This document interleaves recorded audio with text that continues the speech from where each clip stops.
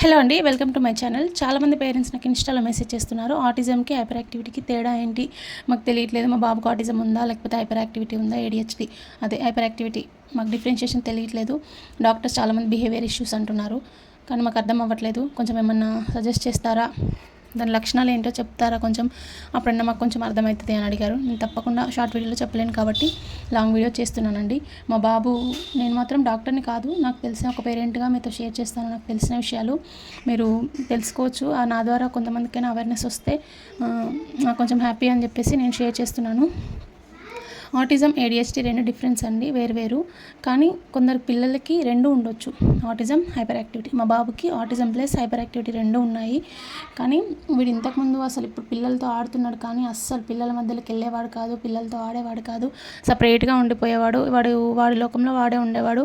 ఎంత ట్రై చేసినా, ఎంతమంది మధ్యలోకి తీసుకెళ్ళినా కూడా సపరేట్గా ఉండేవాడు, అస్సలు కలిసేవాడు కాదు.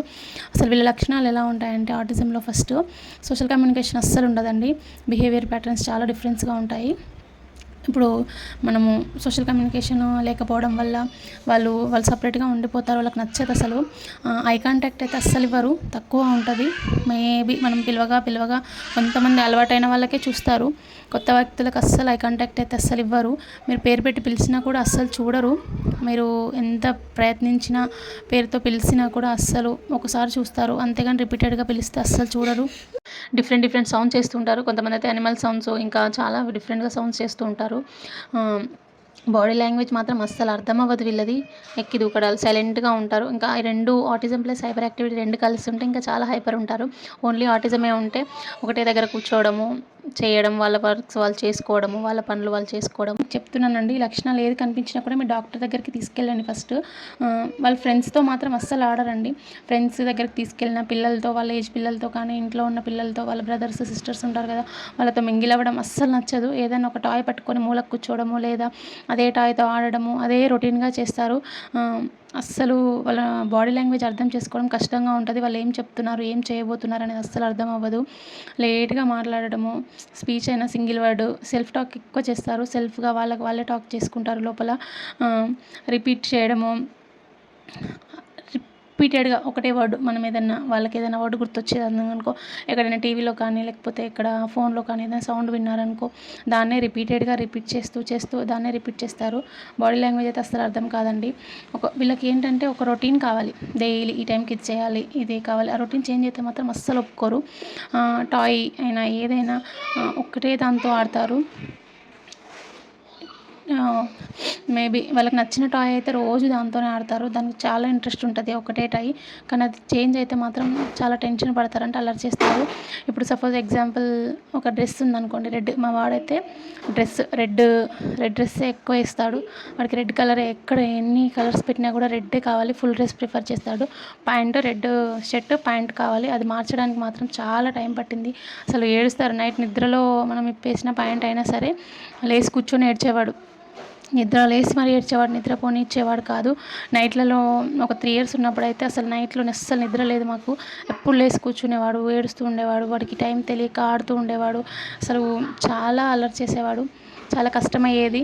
పైన బిల్డింగ్స్ ఎక్కి పాకడాలు, దూకడాలు, మళ్ళీ బీరువాలెక్కి దూకడాలు, ఫ్రిడ్జ్లెక్కి దూకడాలు చాలా చేస్తాడు. పరిగెత్తేవాడు, ఒక్క నిమిషం కూడా ఒక దగ్గర కూర్చునేవాడు అయితే అస్సలు కాదండి.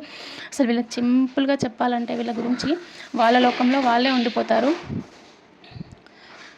వాళ్ళకు వాళ్ళకి సంబంధం లేదు, మేమేం చేస్తున్నాము మాకు అదే కావాలి, పక్క వాళ్ళతో మాకు సంబంధం లేదు అని చెప్పేసి వాళ్ళ లోకంలో వాళ్ళే ఉండిపోతారు. వీళ్ళని మార్చడానికి మనం డైలీ రొటీన్గా ఎక్సర్సైజెస్, చిన్న ఓటీ ఎక్సర్సైజెస్, చాలా చిన్న ప్రతిదానికి సంతోషపడతారు అసలు వీళ్ళు. అలా చేంజ్ చేసుకోవచ్చు వీళ్ళని. మీ పిల్లలో ఇలాంటి లక్షణాలు ఏది కనిపించినా కూడా మీరు డాక్టర్ దగ్గరికి తీసుకెళ్ళండి. ఫస్ట్ ఎగ్జామిన్ చేయించండి, మా బాబు ఇలా ఉన్నాడని చెప్పండి. స్పీచ్ డిలే ఉంటే మాత్రం అస్సలు డిలే చేయకండి. 2 years దాటితే స్పీచ్ రాకపోతే ఖచ్చితంగా తీసుకెళ్ళి చూపించండి. వస్తాయిలే, మగ పిల్లలు కదా లేట్గా వస్తాయని చాలామంది చెప్తారు, అదేది నమ్మకండి. వెళ్ళి ఖచ్చితంగా చూపించుకోండి, దానికి తగ్గ ట్రీట్మెంట్ తీసుకోండి. థెరపీస్ కానీ ఏదైనా కానీ తీసుకోండి. ఫుడ్ డైట్ ఉంటుంది, ఫుడ్ డైట్ మెయింటైన్ చేయండి. పిల్లల్ని మారేటట్టు చూసుకోండి, కానీ డిలే చేయకండి.